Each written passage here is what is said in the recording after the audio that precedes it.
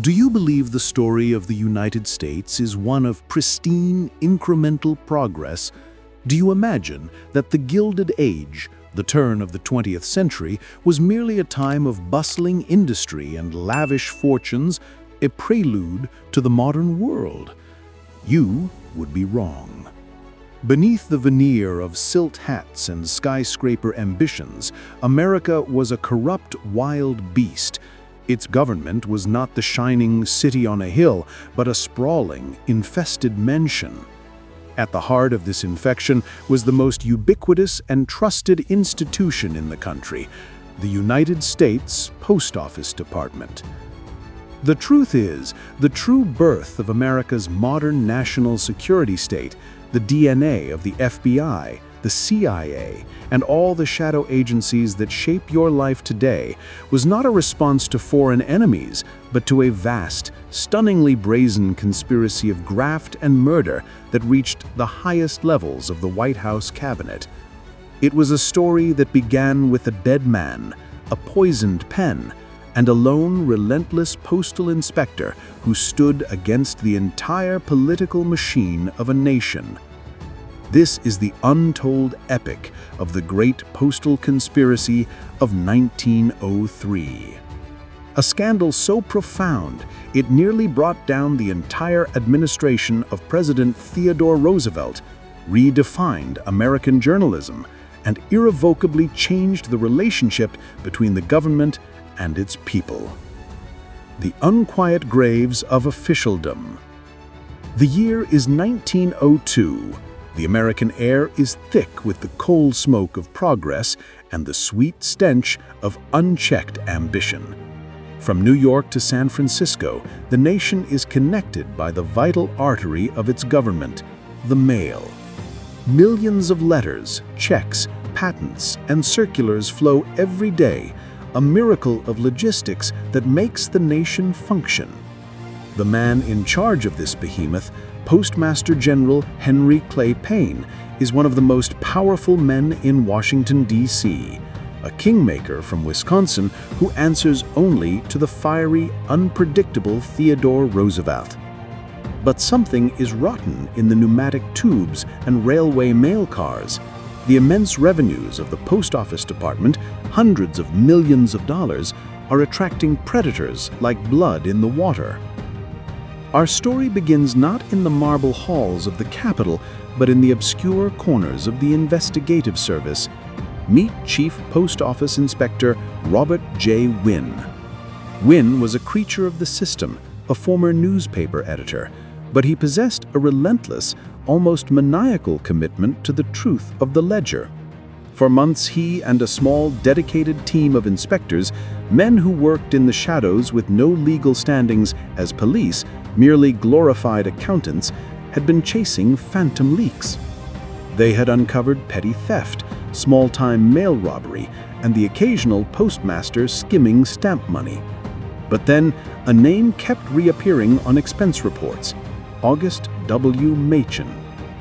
Machen was the golden boy of the department, the superintendent of free delivery, overseeing the exploding network of rural free delivery routes that were finally bringing mail service to farm families across the country. RFD was the most expensive, most politically sensitive program in the entire Post Office Department. It was Machen's signature achievement, and he was lionized for his efficiency. Wynne, however, began to notice small, inexplicable charges in Machen's accounts. Exorbitant amounts paid to obscure contractors for things like satchels for carriers, time recorder systems, and a bizarre, oversized contract for automatic canceling machines. A key figure in this emerging web was a shadowy Ohio contractor named George E. Lorenz. Lorenz was a purveyor of the most mundane of postal tools, but his bills were nothing but mundane. For a simple contract to supply a few thousand letterboxes, Lorenz was being paid a fortune. Wynne's initial suspicions were merely of bureaucratic inefficiency. But then a terrifying pattern began to emerge, hidden in plain sight. In 1902, Postmaster General Payne had contracted with Lorenz's company to install 200 of the new and improved street letterbox alarm systems in Washington, D.C. These systems, supposedly cutting-edge, were designed to deter the common practice of mail thieves stealing contents from collection boxes. The contract was for an eye-watering sum. When the postal inspectors examined the boxes, they found that in nearly 80% of the cases, the alarm mechanisms were entirely ornamental. They were gutted shells of machinery, installed at enormous taxpayer expense, yet utterly useless. Lorenz had been paid in full. Machen had signed off on the purchase. This wasn't mere graft. This was an entire system of government money being laundered through non-existent or worthless supplies. The total loss was quickly estimated to be in the millions, a staggering sum for the era. But the astonishing part was the sheer audacity. They weren't hiding it well, they simply believed no one would ever dare to look. The corruption was systemic.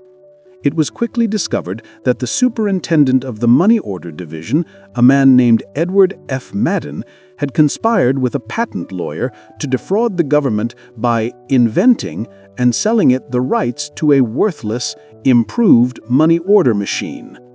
Madden, Machen, and Lorenz were not isolated offenders. They were the visible tips of an iceberg composed of assistant postmaster generals, department chiefs, and powerful senators who controlled the appointments. The evidence was piling up. Falsified vouchers, padded payrolls for ghost employees, consulting fees paid to wives and relatives, and contracts awarded to companies that existed only on paper, owned by the very officials signing the checks. The Post Office Department was a self-service political bank. Wynne, a man of methodical patience, understood that he was no longer investigating a crime, he was investigating the foundation of the government itself.